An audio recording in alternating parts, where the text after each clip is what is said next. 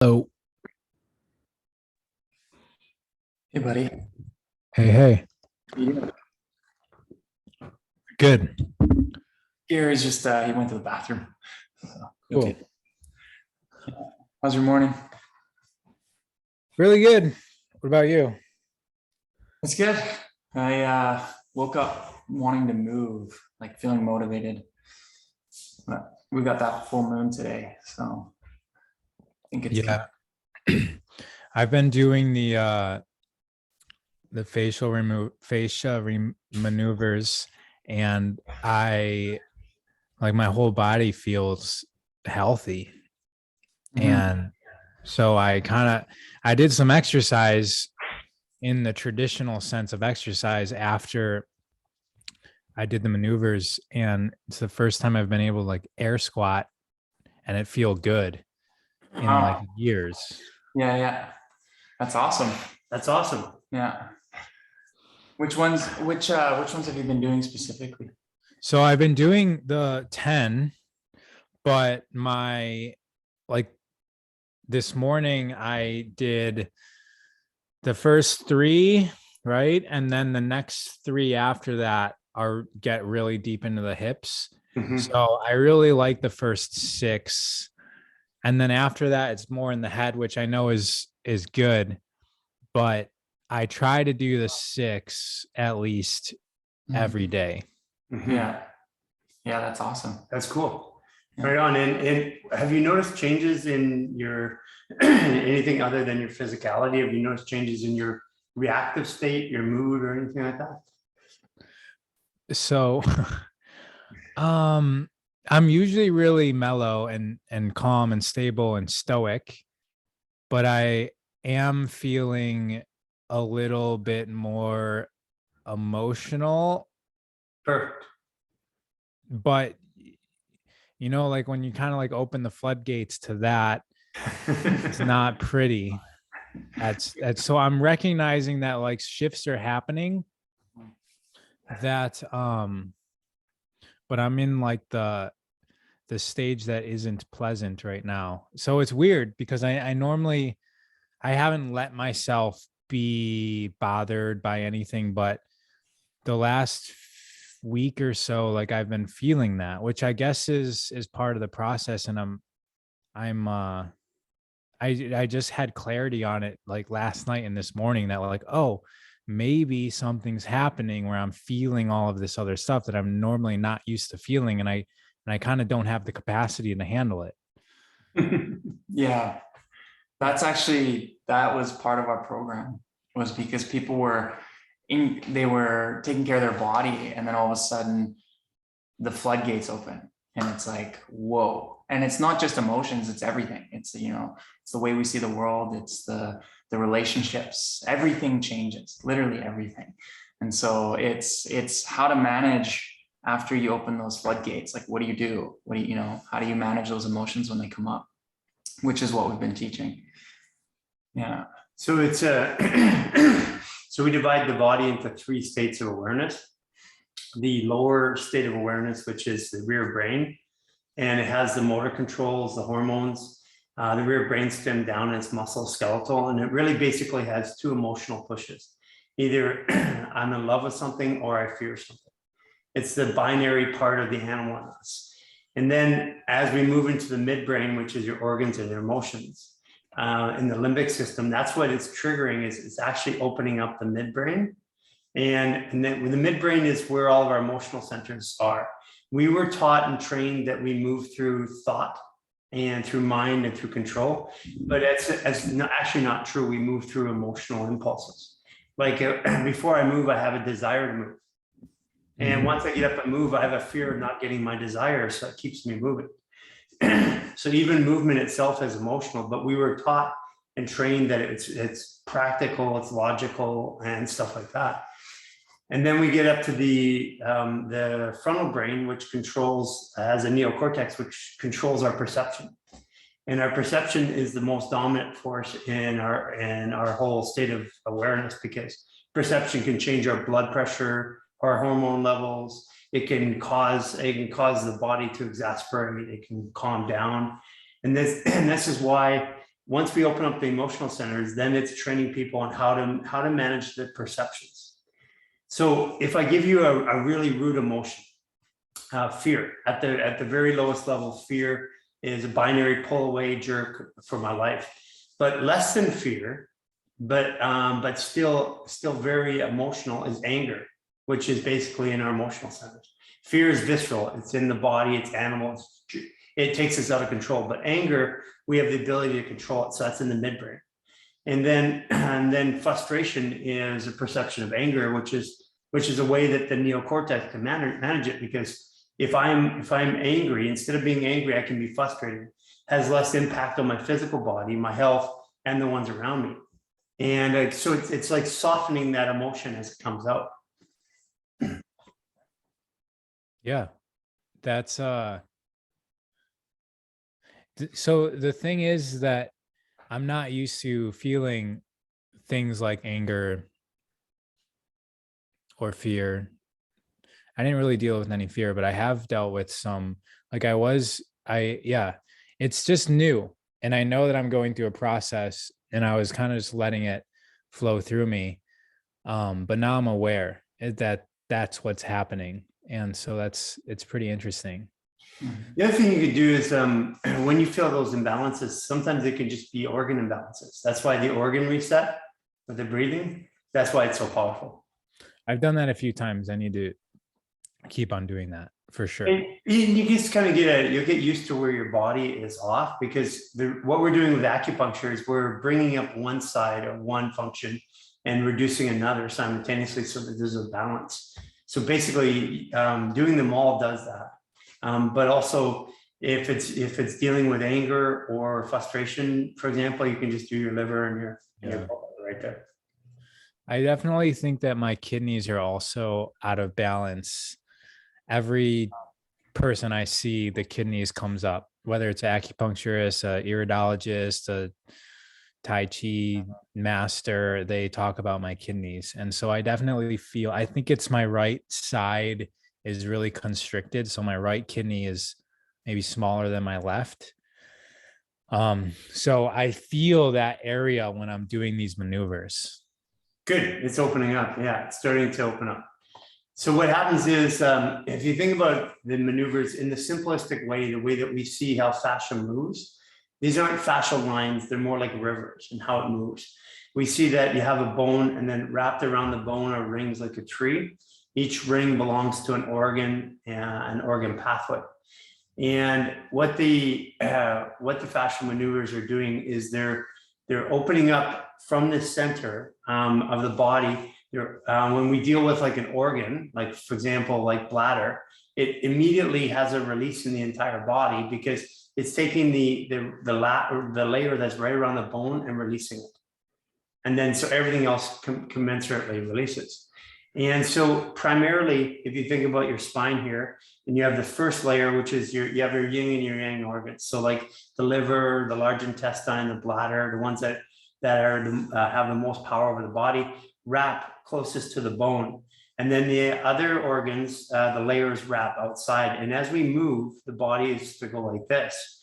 What happens is, if we store a lot of anger, the inside layer stops moving. So, and then the outside layer has to over move to create the movement. This is where we start to get muscle tears and stuff like that. Because we have the outside layer of fascia, those 5 layers moving like this, over moving, instead of a cooperation like this, which they're supposed to do. And so that's what you're feeling when you do like totally twisted, and it feels like the hips and that loosen from the inside out. So the other day I had a session with a lady. It's kind of like a psychic session where she brought my light body up into an extraterrestrial ship, and they were energetically working on me. And after I was talking about you guys and kind of what you just said, but my version was way more simple. And that made sense to her, because so her thing, whether it's true or not, is that she is in a extraterrestrial watch interdimensional entities work me some sort of med bed. She can see what there's stuff happening that she doesn't understand, But what you just explained, I explained to her, and she said that that makes sense to her based on some of the things that she sees them doing to her patients up there, that they're like doing something in the body that doesn't really make sense to her, but this concept helps her understand it a little bit better. Yeah, I think there's a couple different practices. One, I went with a girl that we were working with 2 years ago, and we would drop into this kind of like a meditation, and instantaneously we feel pressure on the body. And it was basically what she was explaining is that those are other beings working on the physical body. So I felt it. I have no idea what it is, but I certainly felt it. Mm-hmm. Yeah. So, I mean, so you're saying that these, are they spirals or rings? Well, so imagine it this way. So when you're a baby, you've got a round balloon of skin, and inside it, you've got the fascia and the bones and muscles, everything floats inside of it. With a baby, it's really easy. You can like turn bones around and move them pretty easily because there's very little constriction. So in order to make that water, that gel stick, it learns to create movement patterns in it. Like one of them is standing up, and another one is crawling and walking. These movement patterns have some consistency in them. One of them is a spiral, is the best way to take this. So the fascial spiral lines, which we study, are the primary lines which get us up and moving and allow us to balance forward, backwards, and go up and down. Those spiral lines are developed specifically for walking. And the way that I could explain it is like if you got a big river, and at the end of it, like it's like maybe the river is like 60 feet deep. At the end of it, when it's gone, at the end of it, you'll see a river bed, a small little bed. But that doesn't really show you the scope of that river going between these two mountains or whatever. It just shows you this little bed. That's what we think fascial lines are. It's a bed. It's when all the river drives up, that's what you see as those specific lines. But the fascia, it knows how to navigate the environment, and it's always feeding information to the brain. So you think about this, your fascia is biophotonic. It moves information at the speed of light. And as we're moving along the ground, the body, the fascia and the body is constantly evaluating energy and inputs, whether it's sight, sound, touch, taste, hearing, or sensory processing. Like when you're walking into a room and all of a sudden something feels weird and you stop. You know, that's not your brain doing it. That's a signal saying something's wrong. It's being interpreted by the fascia or by our bodies. And in these movement patterns that we develop them in order to create function. Like one of the most basic ones is crawling. And people who don't learn how to crawl have dysfunctional walking. That was me. And that dysfunctional walking, every time you walk, breaks down the body. So we learn these patterns in order to get the body to move in a specific way. The challenge is that since we think that those are the only patterns that we work with, then the body gets so used to it, and our movements are very restrictive today. We walk on two-dimensional planes. We walk on concrete and pavement, on paths. We weren't designed to do that. Our body was designed to have constant reflex and information coming back. And the fascia, it's monitoring as we move in real time, taking the information and then communicating it to the brain to protect it milliseconds later. But we feel stuff in our body before the brain does. One of the ways you can get it is if you touch a pan and it's hot, you pull your hand away, and then about 3 to 5 seconds later, you start to feel the burning happen. And that's, the way that we explain that is the peripheral nervous system. It doesn't go to the brain. That's the way that they explain it. And there's some evidence to say that is true, but that doesn't mean that every reaction, every quick movement is like that. Like the example we use is when you step on glass. If you step on glass, you move very quickly and you move to a coordinated effort to safety. But it takes 1.5 seconds for a nerve signal to get from the foot up to the brain, process through the homunculus, the cerebellum, back down for a motor control. So if we were walking, we'd step on glass, it'd be like 1/1000 move. but we move intelligently right away. And that meant that something was moving our body before the signal of threat got to the brain. Something was moving the body to safety. And again, we can't explain it with a peripheral nervous system like that. That's peripheral. And because when we move, we're moving to safety, we're coordinating the action with a specific intent. And so that's not a knee-jerk reaction. So that's where we started off saying the brain doesn't move the body because it doesn't get the information fast enough to make the adjustment. So is there an intelligence in the fascia? Yeah, it has a brain. It's called an interstitium. It's funny because when you try to Google it, the real reports are buried for obvious reasons, I guess. But yeah, if you put down fascia has an interstitium, if you actually wrote that in Google, you'll start to see the reports come up where they talk about it. But yeah, it has a brain. It's the human brain has 1,000 nerve endings. The fascia has 100 million nerve endings, the brain, and the fascia has 100 billion nerve endings. So the fascia is 1,000 times more sensory processing, has more information, 1,000 times more than the brain itself. So basically, then that expands the brain beyond the head, right? I mean, the whole body is essentially a brain then, which is why we things like yoga or when we go and find ancient sites, you see a bunch of figurines in different postures because the body's position must have a function, right? You just jumped a whole bunch there. So the fascial maneuvers, the inception of the idea of the fascial maneuvers, which I had before I came to Canada, but I hadn't done them. I'd kind of worked a little bit, but the fascial maneuvers, the three of us created together and did together. The inception of them was actually, I realized it when I was, that it was a Greek statue, it was Achilles' heel. So I was trying to stretch the bladder meridian down here on the right side. And as I went down like this and turn around, it started to open. And that was a counter rotation. And I had this moment of clarity that was the actual pose of Achilles. And then I go back to every time I saw a Greek statue as a kid, I used to think, why is it like that? Why did they pose like that? I used to think that all the time.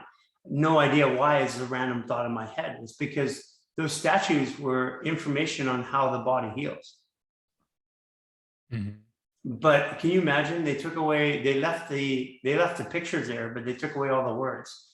So there's no trace of it anywhere. And what's interesting is that we find, even in Rome, we find the bones of ancient Romans, but we don't find any ancient Greeks. Where'd they go? There's more to that story. And so studying Greek mythology was a lot of the understanding. It was for me to get some concept of the story, why I was here, because storylines tend to repeat. And by studying the Greek mythology, we started finding things in there, like even here's one, hypocrisies. He said that a doctor who does not use astrology is not a doctor, but a fool. And so we have our modern medicine read the Hippocrates. They read the Hippocratic Oath. They read everything about them, but somehow they miss those core key things. And there's just way more to this than we can even begin to know. I mean, if you look at the sculpturists, right, the people that were actually making the sculptures had to have an advanced knowledge of the body as well, right? But definitely astrology is all into it as well, because if you're studying the human body, and then these people were also looking up into the stars for some sort of meaning of life, then they can see the connection. And like you said, maybe they didn't keep documents the way that we keep them, but there's still knowledge within the culture somewhere. Yeah, I think the basic inputs for me was studying indigenous life, or how they lived. The other one was looking at Greek mythology to get some concept of how people thought of the body, the world that they lived in. And then after Greek mythology, the concept of, oh geez, I forgot where I was going there. Take over, Jason. What you're talking about, the foundation of how you got here, Greek mythology. Oh yeah, indigenous and culture. embryology. So studying how I have a fascination with taking things apart and understanding how they work. So when you look at how we're built as a baby, we're built in 3 trimesters. Basically, the first trimester is very musculoskeletal. It's the primary nervous system is coming in. The second trimester is where the organs, the meridians, because the organs actually grow outside the baby originally and go inside through the anus, actually. So they fold in like a sock. And then the third trimester is where the neocortex develops right in the 9th month. And in each trimester, the first trimester, we look kind of like an alien. And the second trimester, we resemble an animal of some sort. And the third trimester, we really look human. So looking at those in those 3 trimesters also gave us the idea of how to, we said, if we're constructed that way, well, let's look at the body in those ways. The rear brain, the lower brain, the midbrain, and then the frontal cortex, and what does it control? That's how we really got to the thought process. And understanding that we had to train people how to manage perception in order to manage their body. Because perception, again, becomes the most dominant. If you have an imminent fear that you're going to be shot when you go outside, it doesn't matter what you do when you go outside, you put on a bulletproof vest and gear, you're still going to have anticipation. And so that perception is the one thing that is not talked about in today's society. It's not managed. But those things, along with looking at embryology and looking at the astrology, and also looking at the mythology of it, is where we came up with the idea. Because there had to be a clue in there. There had to be a way that people lived healthier when years ago. We're not told that, but people lived a lot longer than they do today. And they were healthier in general. So there's all this myths about how we live our lives, and whether it's true or not, who knows? I mean, I do know one thing. After last year, we did a 44-day fast, and we were hiking and running and in the lakes. And I mean, it was incredible energy, the ability to move through our day. And the only thing about it is that with that fast, we learned that we didn't need food as a fuel. So what is food, and how, and starting to break down all these concepts of how we live our life, and then reorganizing it, because something was wrong. I mean, we're not healthier than we've ever been. We're sicker than we've ever been as a society. And so that means that all of the information, all the knowledge, including ancient knowledge, all the way up to today, has got us to this point. Because I know a lot of people who study all the ancient wisdoms, have all the ancient practices, but they're still messed up in their bodies when they're 80 or 90 years old. Yeah, So, yeah. So I mean, you're talking about, well, then what is it about food that makes us feel nourished? I mean, food is essentially just stored sunlight, right? Like the trees and the plants are collecting sunlight, and then it's transmuting it into the food that we eat. Whether we're eating animals that eat the plant, or we're eating the plant itself, it's essentially stored sunlight. And if you have a bunch of plants that are raised indoors underneath lights, like a lot of our food is, then that light stored within those plants it's not harmonious to the human body, as right. well as like all the chemicals and everything that is probably the main problem. With the herbicides that are just killing all the bacteria within our gut, stuff like that. Yeah, there's a couple things to unpack there. The first one is, there is light in everything. I mean, we're photonic. We emit light, sort of plants and animals. But when the food comes into our body, we utilize 80% of our energy in the digestion, processing, and elimination of it. So my question always was where does the energy come from that we're consuming? It's not like a Prius where you can break yourself into a full battery. You can't, have a reduction powered from reduction to power us up. So in other words, food is not our fuel, it's our medication. So it is actually doing something. But if we were only to use food as we needed it, and quite frankly, if you want to try it, because you're crazy enough to do this, try a chew and spit diet for a day or two, where you just chew your food, but you don't swallow it. So you still get all the chemical load, all the organs start to prepare. We did that. And what happened was all the processes of digestion continued to go, even though there was nothing to digest, because the body already knew food goes in, has a habit of running. Yeah. So basically the signaling at the end of it, since food is not a fuel, what it's doing is it's providing input as a medication to help us move forward. So that's, and what food does is it fires the endocrine system. So when we were fasted, we're basically using no hormones, very little, only an emergency. Whereas today we have hormone rushes all throughout the day, because once we eat the food then fires the endocrine system. It's the vitamins that the hormones are reacting to. So we're addicted to the feeling of the hormones that we get from the food. So that was what we broke, is we broke that addiction. Now it changed our whole relationship with food. It changed the reason why we eat, what we eat, and also a lot of the beliefs around it. Like I'm not going to get fat eating things. I'm going to get fat holding emotions. And this is a big shift, because there's one thing to say, I'm controlling my diet, I eat the way I want to, but there's nothing to be not connected to or attached to food for fuel. So when I think of food right now, I think of what is my body looking to do, not how am I powering myself. Is my body looking to heal right now? Is it looking to think, to be more clear? Is it looking to relax, chill out? Yeah, that's almost like if you're doing that chew and spit diet, it's almost like a homeopathic. Yeah. You're kind of using food just to get the trace energetic response out of the food. Mm-hmm. Yeah. That was our thought process. Well, because the Greeks and the Romans had vomitoriums at every house. So they would eat the food for pleasure and then vomit it out. So, and we still not clear on that. I've never even heard of that word. Yeah, they have vomitorium. Yeah, vomitorium.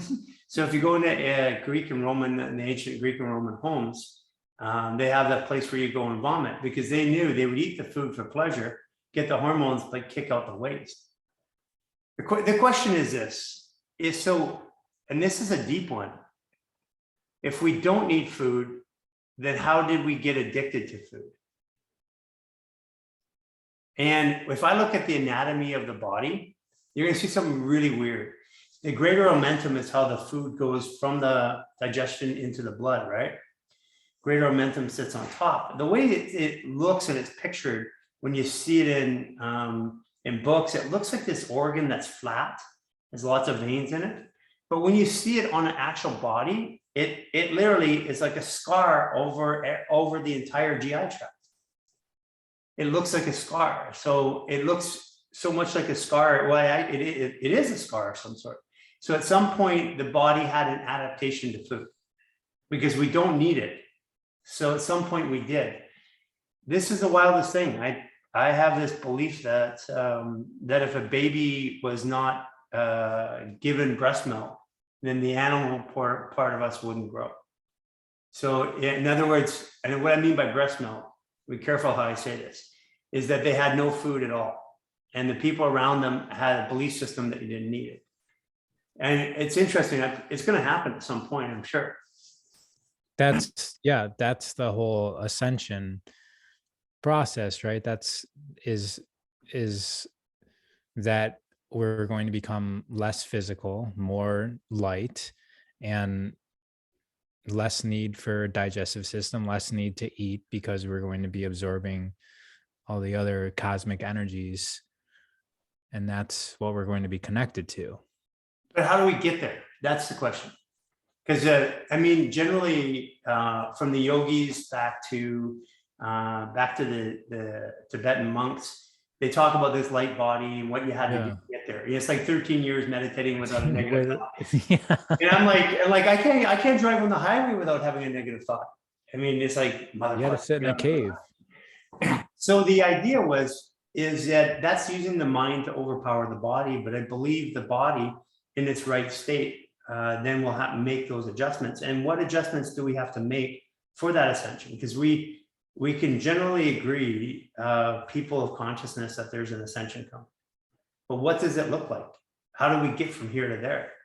You know, like is it all in one snap? Is it like gradual progression? So in our lives, we feel like it's gradual progression because we're seeing things in our bodies that are not commensurate with normal behavior of the body. Like, for example, the fact that we became very cold and sensitive. We were like swimming in oceans and mountain lakes, very cold, and at first didn't even realize how cold it was to other people. So cold and sensitive was one. Another one was growing taller. I mean, it's not like Jason could get much taller, but he's put on an easy inch and change, inch and a half this year. You know, and for me, almost 3 inches since I was in LA from a total.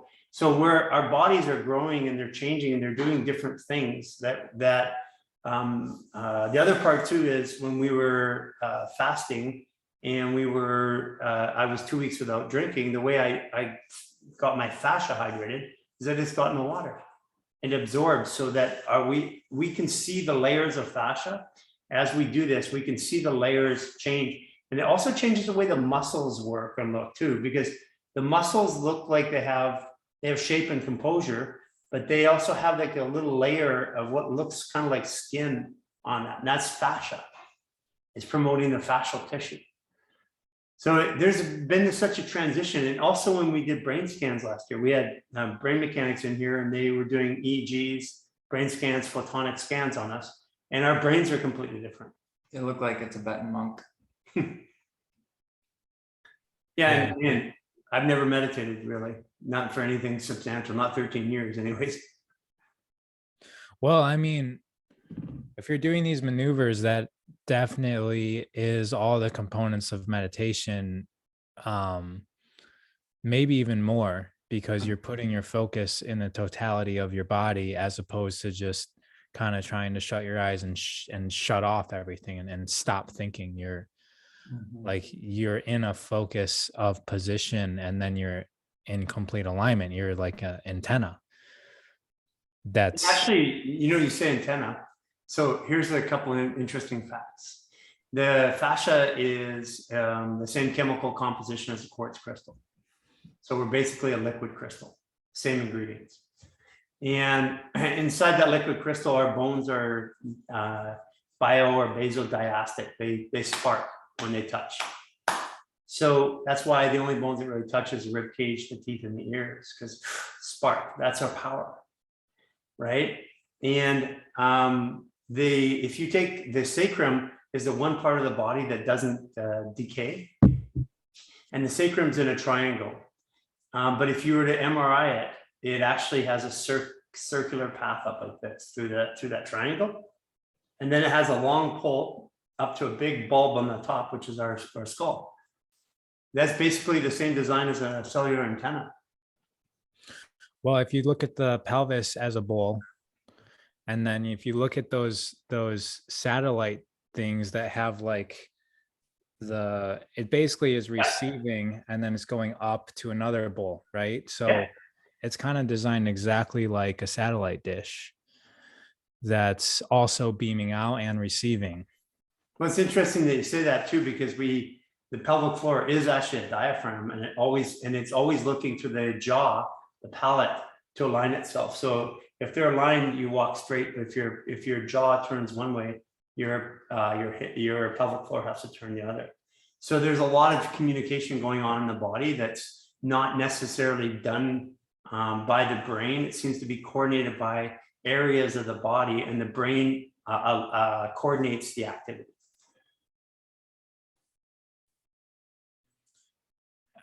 Yeah, that's pretty. Yeah, that needs to be digested by an entire culture so that we have the best minds taking that and running with it in terms of how we educate ourselves, how we design our furniture, how do we design our clothes and our shoes and our homes, because these are all important aspects of the human condition. You know why everything is designed in our lives is designed as right angles? It's because we use Pythagoras numbering system 0 to 9, repeat to 0. So it goes up to 9, dies, and goes back to 0. But if we were to use the numbering system of 8, for example, that's harmonics, that's music. Everything would be round and flowing. So all of our buildings would be round in nature. All of our architecture would be flowing around. And let's just say that there is no accidents. That was designed a certain way. Because even though we find solitude in finding right angles and clean lines and stuff like that, the brain doesn't actually like it. We've been trained to like it. The brain likes curves, likes nature. So every movement that we do today is two-dimensional. All the workouts, with exceptions. I mean, people who use kettlebells or who are working out, like picking up sacks of potatoes and moving and stuff like that. It's very, very different when you like pick up a sack of potato or you pick up a barbell, what it does to the body.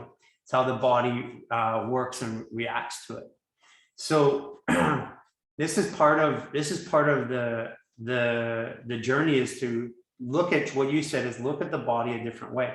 What if everybody believed what we believed in fascia and the body and food? Because literally, as far as I know people have fasted before, and I know people have done 24-day fasts, but it was different, the three of us doing it, because we had reference points. Normally crazy people like that, it was just like me and you doing that. But I had two other people crazy enough to do it with me. So I got to observe what it looked like and how we reacted.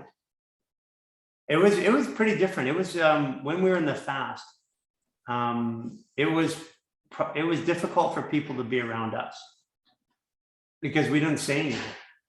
We had very little movement. We would drive in a car for like an hour and basically we're perceiving the thoughts of other people. So we know each other so well, so we're not even talking anymore. So our talking went down by 60, 70%. So it was because there's just all these cues that you can see. So imagine this, again, if we're eating, it takes 80% of our energy. That's our perception, basically. Our energy is our perception, because when you do maneuvers, have you noticed that things look brighter or they sound differently?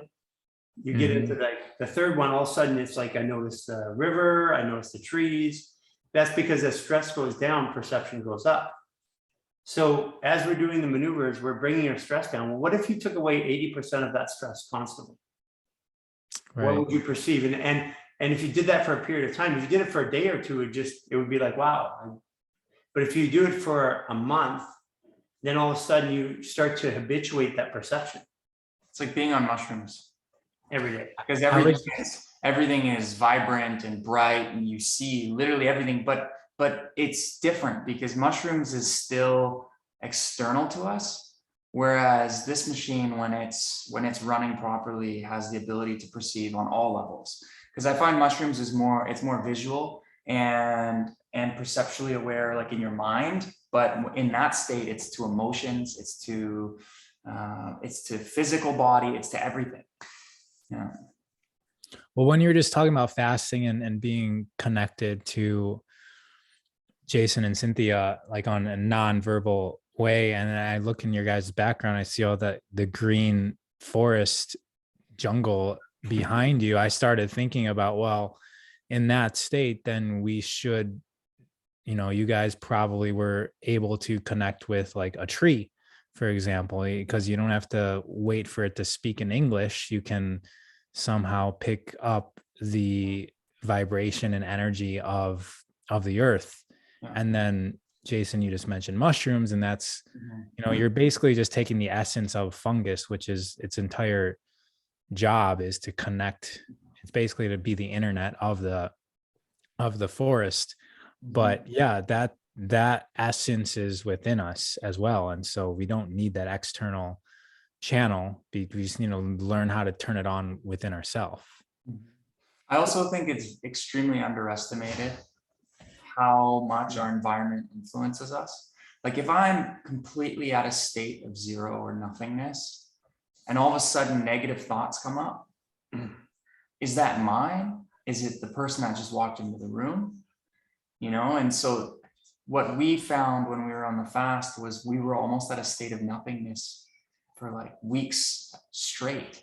And so any change in my internal state, from what my organs were doing, what my thoughts were doing, what my emotions were doing, I was able to decipher whether or not it was mine or somebody else's when they came near me.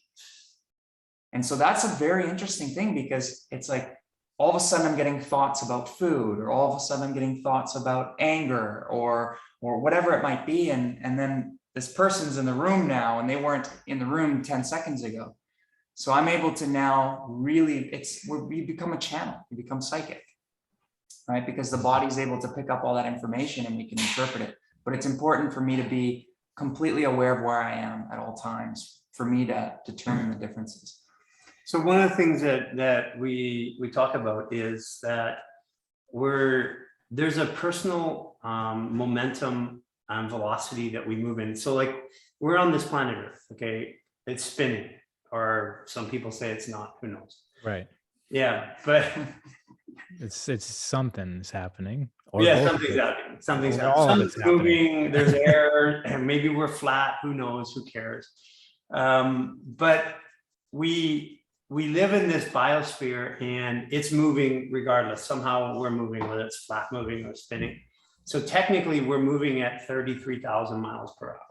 So everything within it is moving at the same thing. So the only way to understand where I am, where my position is in this world, is to be completely still for a moment. That's why near-death experiences change people's lives, because that is completely still for a moment. You know, I've had a couple, Jason's had one, and the near-death experience brought, well, let me give you an example. So let's say you're in a boat. You're in the middle of the Pacific Ocean or Atlantic Ocean, whatever. You have no visual clues. So you don't, it's cloudy out. Can't see the sun. You don't know where you are. And the question is, can you tell if you're moving or not?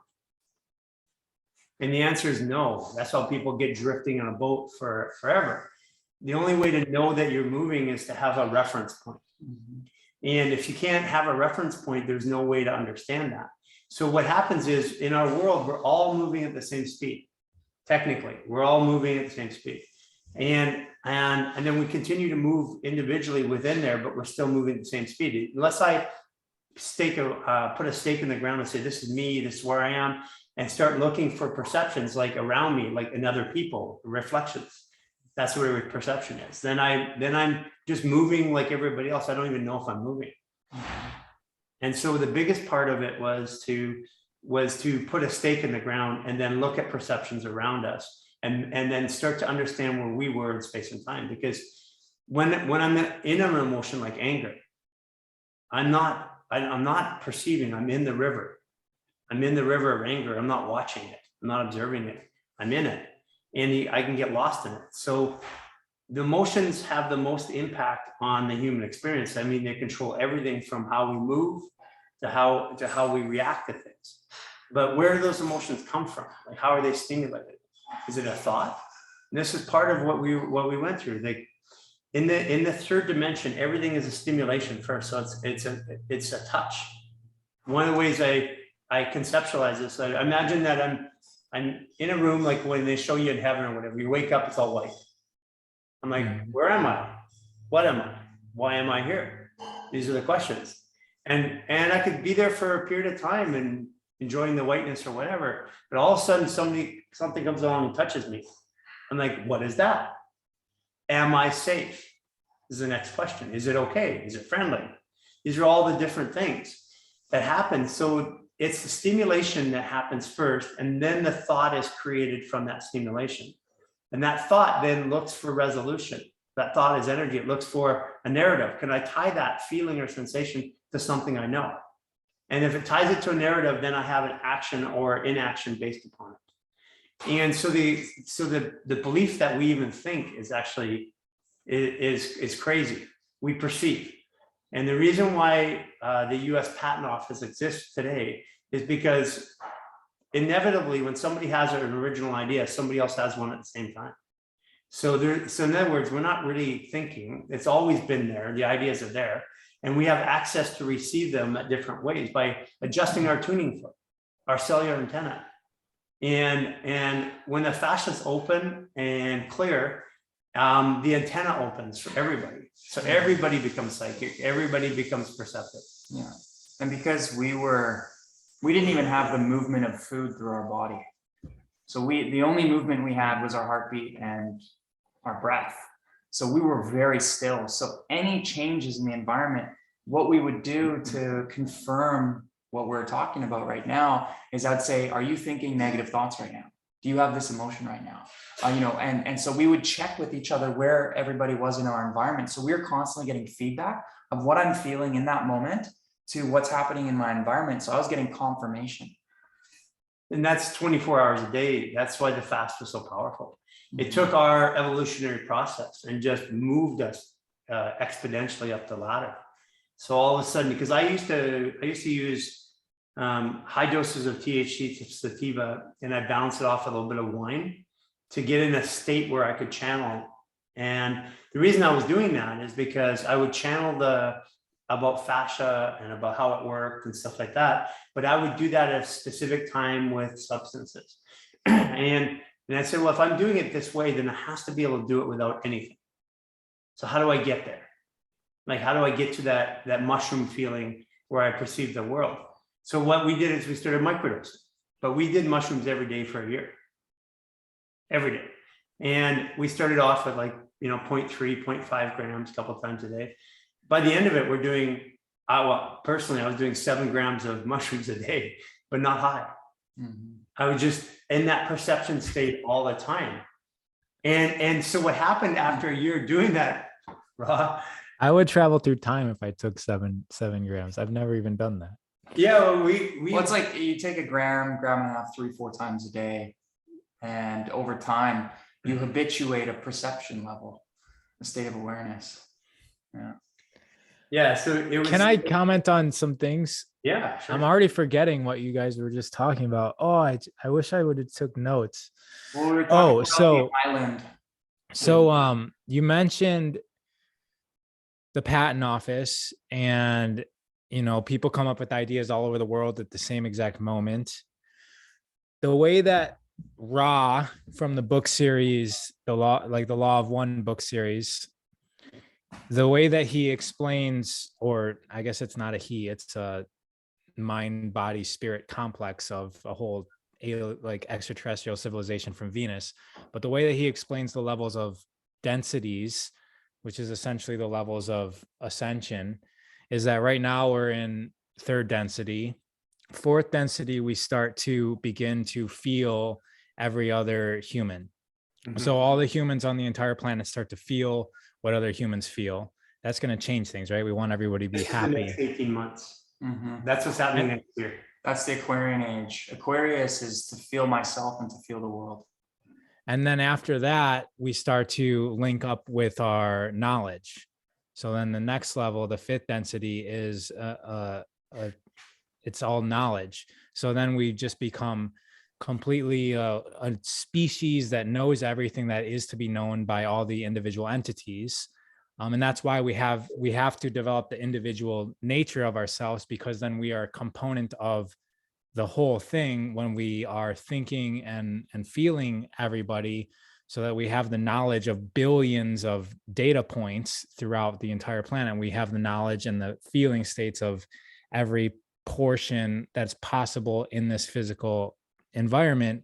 And then eventually the physical vessel becomes not so important, right? Like once we have all the data from what is possible to feel, what is possible to know on this planet, then we can start merging into the 6th density, which is more of a bodiless state, which is where Ra is now. And then we can then go to another planet and help them ascend through the processes. And what you're talking about is, these are ascended levels of being. And I think it's the crutches. It's not the crutches, but it's the map. Like we're starting to build the map of how this could be possible for the species on this planet.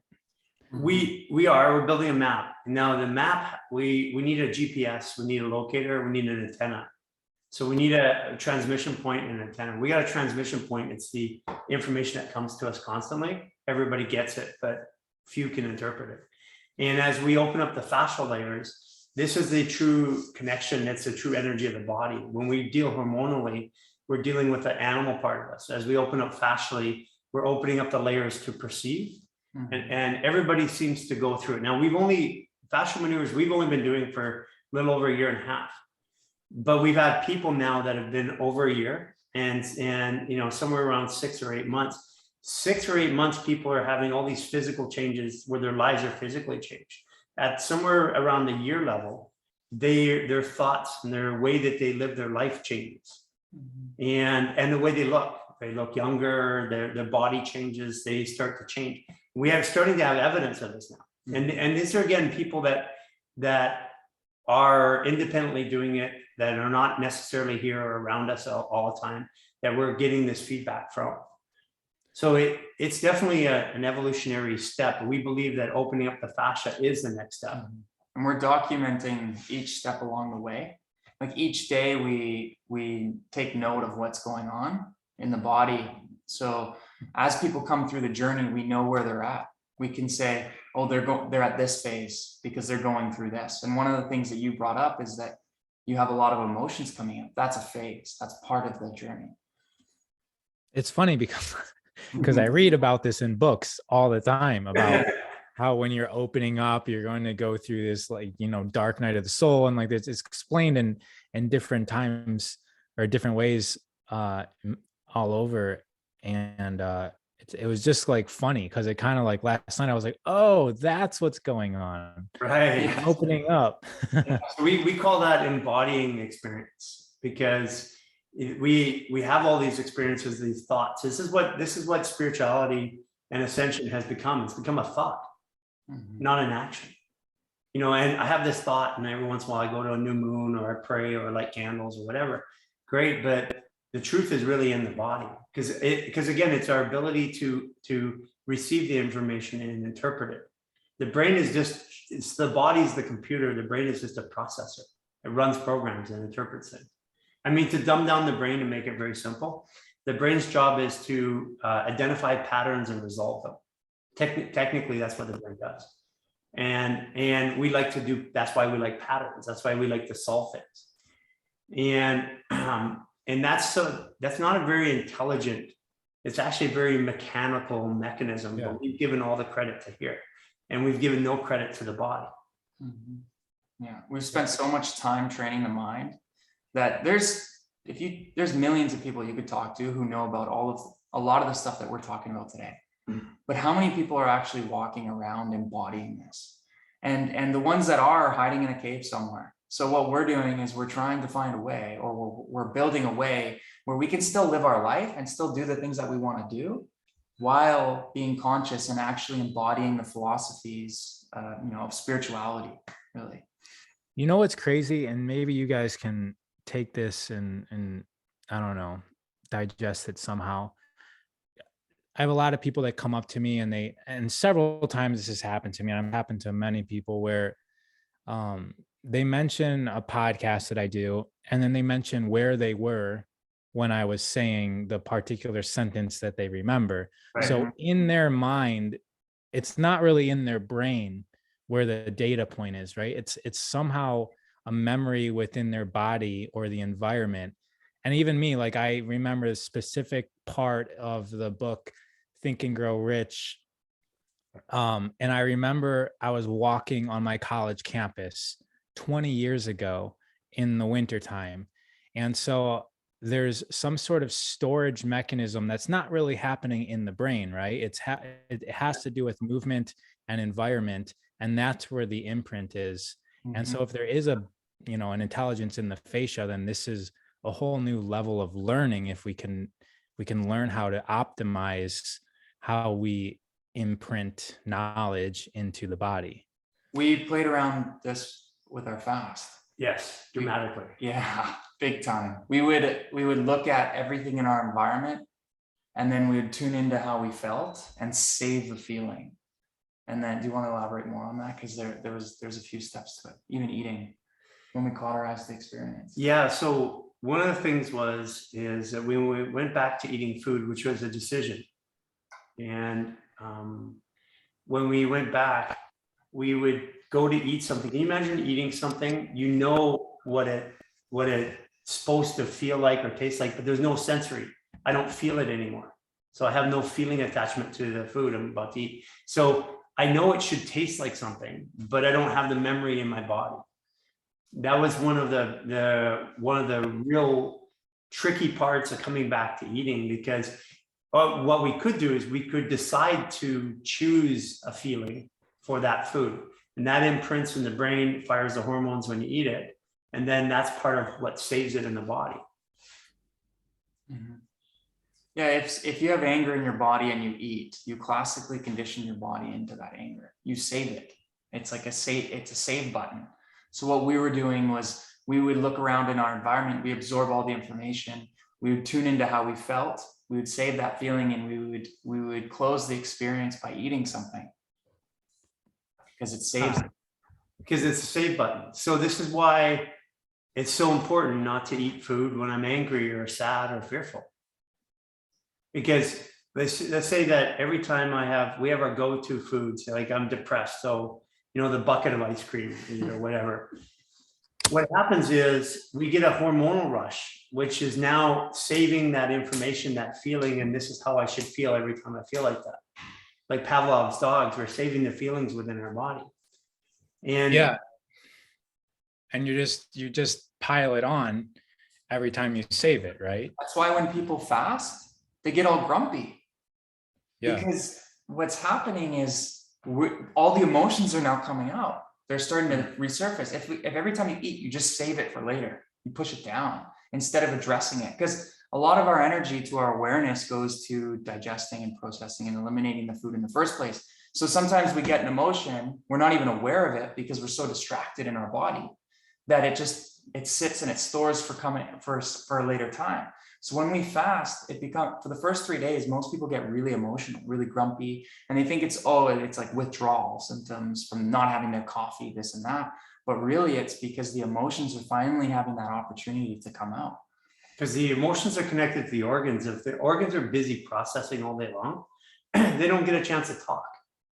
Mm-hmm. That's why intermittent fasting is so good for the body. Because we only have to give the body a little break, and then it already starts producing stem cells. So if the body's producing stem cells when you're fasted, and when you're in autophagy, which is an intermittent fasting, what the heck is it doing after 20 days or 30 days of not having food? Mm-hmm. One of the best. That's winter time, right? That's the whole concept of, no matter where you were living on Earth, there would have been a winter time. Well, not everywhere on Earth, but a lot of places on Earth, there would have been a winter time where there wouldn't have been so much food, and there would have been a lot of resting because the sun wasn't out, and then there would have been a lot of stem cells, and that was the whole repair process. Like we repair every night, but we also repair yearly during the winter time when we're resting a lot and not eating, and then we're getting basically a stem cell replenishment of the body. And maybe that's why we used to live longer as well. Yeah, well, you can actually even Google it. The oldest man living in China is 284 years old, died. Yeah, and we have evidence of that. I mean, they did a story on him 100 years ago in the New York Times, same guy. So we have evidence that people live longer, and that evidence has been suppressed for obvious reasons, because the way that our whole society is built on averages and what's normal. So, for example, it is clinically true that after 12 breaths a minute, you start hyperventilating. But it's also clinically true. It's also society true that the average person breathes 15 and 16 breaths per minute. So what we're saying is hyperventilating is normal. And that's how we measure everything against what a norm is. So what we're doing now is with these, we call them fascially aware bodies, we're testing new norms. Like one of the things that was happening, I could eat sugars without having a blood spike, without having a blood sugar spike. So my pancreas was acting a different way. but that's not commensurate with everything I know about nutrition. Right. I mean, you rewrite the rules. Like that's what I learned in the gyms, is that there's ways to become functionally and mechanically and physically stronger without the traditional workout, tear down your muscles and wait for them to repair stronger. Like there's other ways to increase the power.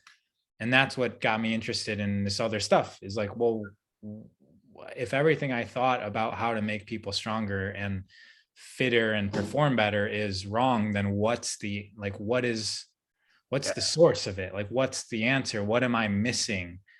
And that's when I started discovering things like light and how water operates in the body and the power of air and earthing. And then this other, this consciousness or ether that's flowing and arranging it all. And that's it's a lifetime's worth of exploration. That's very exciting. There's also, at what point do we say that strength, like an abnormal amount of strength from lifting weights, is unnecessary? Because really, at the end of the day, as long as we have the ability to do all of the things that we want to do throughout our life, like, carry groceries, pick things up, move the couch, whatever it might be, there's a point where it caps. We don't need superhuman strength necessarily. And people are spending so much time lifting weights, building that up, quite ego driven for the most part. And how much does that have consequence as we grow older? The body was not designed to lift weights the way that people are lifting them today. We're meant to climb, we're meant to hike, we're meant to swim, get out into nature and move our bodies naturally. And then the body will adapt to the environment, whatever the environment is. If you're climbing a lot, you will build the strength in your hands and your upper body to climb.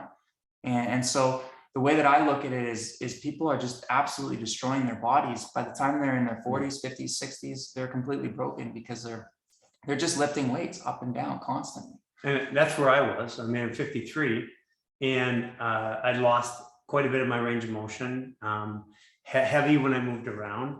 And today the range of motion is insane. Like the ability, I can do stuff that would look like I've been a yogi for my whole life. And I always do this as example, but I could do that easy. More than 360 degrees ranges of motions. This is the way the body was designed to be.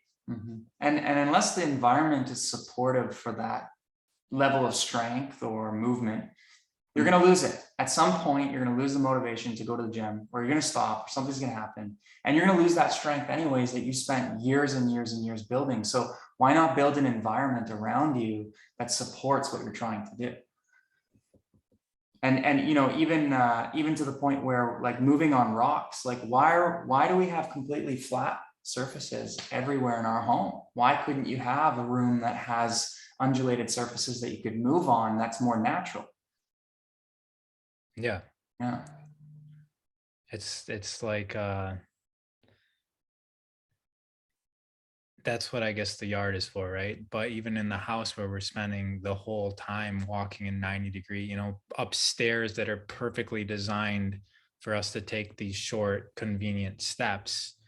There's, that's where we have to just be creative within the modern world of how we can turn everything into its own playground. Yeah. Yeah, and that's actually what fascial maneuvers. It turned our lifestyle into a workout or into an exercise, because we do things throughout the day, which are based on the philosophy of fascial maneuvers. Fascial maneuvers is really a philosophy. It's about how the body works and the key to getting the entire body to work. Like yoga today is designed. It's very two-dimensional. Designed with as it came to America. Because people couldn't maintain their rotated postures and stuff like that. But in the early yogi pictures, you see people counter-rotated, heads turned and stuff like that. But we took part of that out to get people to do it. And so even the intention of yoga has changed. Yeah. And even to the point where if our environments were set up in the right way, we wouldn't even need to do any of these movements, and the goal is not to be doing maneuvers every day until you die. The goal is to use them at this current point to get us back to where we're supposed to be in our bodies, and then create an environment that it's sustainable. And life is sustainable too. Mm-hmm. Yeah. We can't take parts of the old way of living, and that comes down to the way we think. Remember, we were talking about perception before. What's interesting in, you know, a lot of places around the world, you own a piece of property, you own it for life. But in the United States, North America, you own it as long as you pay your taxes. You don't pay your taxes, they come and take it. So there's an imminent fear that that in Maslow's hierarchy, food and water first, shelter second. So so our food is being poisoned, and we have to work for it. We can't go collect it. We can't just go out and get it. So that means that there's a fear of our food and a fear of our surroundings, and those low-level fears impact the way that we live our lives. So we're born into fear. We're taught, if we, like, for example, why do we work? Because we need money. What do we need money for? To pay our bills. Well, what are our bills? You ask this question to a human being or a kid, it's bizarre how it goes in circles. Like, right. The average person only, like, 100, 150, 200 years ago, spent about 8 to 12 hours a day maintaining their life. That was it. I sorry, 8 to 12 hours a week maintaining their life. And today we're doing 8 to 12 hours a day just to maintain our life. So we have been, it's commensurate with our economics and the way it's worked. Even the US, the dollar in the last 40 years has lost 95% of its purchasing power. 40 years? 40 years, yeah. Well, 5 cents buys you what a dollar would buy you today. And so we've gone through these cycles, but we're in a system that's keeping us constantly stressed out, constantly in fear. Even the idea of money and the way it works. So one of the things that we went through in our journey was detachment from money. That seems a little radical, but the four of us that are here, that live here, work here every day, we don't have salaries. We're not looking to store money. We have a belief that we're moving away from what we think money is today. And we have enough, we have like 6 shirts total, 3 pairs of shorts. So we've reduced ourselves into this minimal environment. And I never thought I would be a minimalist. And somebody called me one a couple months ago, or they said, well, you guys live like minimalists. And I thought that wasn't living like a minimalist. It was just saying, what do I really need? And why do I have more of it? Why do I carry that stuff around? So even the way that we think about money and we think about our lives has changed. That's why the whole Fascial maneuver program, all of our content, all of our education is for free. Because at that point in time, and we could monetize it, and we could have courses that are built around it and stuff like that. But we believe that people should have the right to understand how their body works and what to do about it. It should be something that everybody was born being taught, like language, and we're not. Right. So the transaction is just going to interrupt that. So you guys choose to not transact a monetary fee. Mm-hmm. Mm-hmm. Yeah, and where we do get money is contributions or donations. You might where people will give us $5 or $10 a month or something like that. We have some supplements and some other things that we have that have a profit margin, which we're bringing out, and then we have some affiliates. But that provides us, if we all work in this way without the goal of personally having money, having our pile, and because we do that, our expenses are also way down. So it allows us to get this content and this idea out without having to, like, the amount of videos that we produce, we would be spending, you know, anywhere between 80 and 100 grand a month. But that's all in-house for us because we have people with the same values, same belief system. So it's really, what we're doing is pioneering a new way to live in this world and how to do commerce in this world. Even our setup with money, it's crazy. Money is designed because the use of money was designed to take the emotions out of trade. Because if I'm going to trade my services to you, like I have knowledge, I'm going to trade, I'm an accountant, I do taxes. You're a butcher, you have meat. We value what we have more than the other values what they have. So instead of having these uncomfortable negotiations where we had to barter and really do things in a fair exchange, we put a piece of paper in between and we just agreed that ours was worth that much paper and everybody else would agree. That's the buy and sell market. But that, and having and using money in that way, all it's really done is taken out the emotional exchange or the real exchange of energy. You know, we know in the spiritual practice it's important to exchange. That's why people would pay for stuff. They don't take it for free. The reason why is because what you're handing around is human time. Money is created by human time. So we measure it against the ability to produce. So here's a random thought. But if the population of the United States was dying 20 years earlier, and money is based on the ability of a human to produce, then by killing people earlier, it makes the money worth more. Yeah, because there's less time available, right? Right. Yeah. And by living longer, it makes the money worth less. It's a pretty simple, it's a pretty binary, simple discussion when you look at it from that angle. Say, what is money doing to us as a society? And this is coming from a guy who's made lots of money in businesses my whole life. From 9 years old, I was an entrepreneur. And it's now coming full circle and saying, hey, there's something wrong with the way I did it, the way we do it. Yeah, it's pretty crazy when you just decide to not chase money and how everything can still happen without it. Like when you just have that intention that the life and your value to society is still going to keep on going, even when you choose out of the money, the traditional money route, everything still works the exact same way. Yeah. Money doesn't come to ideas. Money comes to ideas and projections. So beliefs, manifestations, ideas. Ideas don't really go to money. That's why money people try to invest in idea people. And it usually doesn't work out very well for one of those two parties at some point. That's the investment market. And that's because the truth is, if I have the idea and it's good enough and I believe in it enough, eventually the resources come around to bring it to fruition. And that's what you're experiencing when you changed your life. Yeah. I mean, it's crazy because then basically every law or every rule or every program that you have in your life, you can experiment with and say like, well, what if I do this? What will happen? And you can just see that just basically how limitless everything is. Like there's no rules and anything's possible. That's right. But we were taught that there's rules. We were taught that you had to work and you got to work hard for your money. You got to save lots. You got to be careful how you invest. Think about it. Work hard, save, be careful how you invest it. You know, keep it close to you. We have all these rules around how we live our life, especially around money. And these rules are taught and ingrained in us, in our nervous system, and they affect the way that we viscerally believe. So believing is in the body, and the brain says, I believe.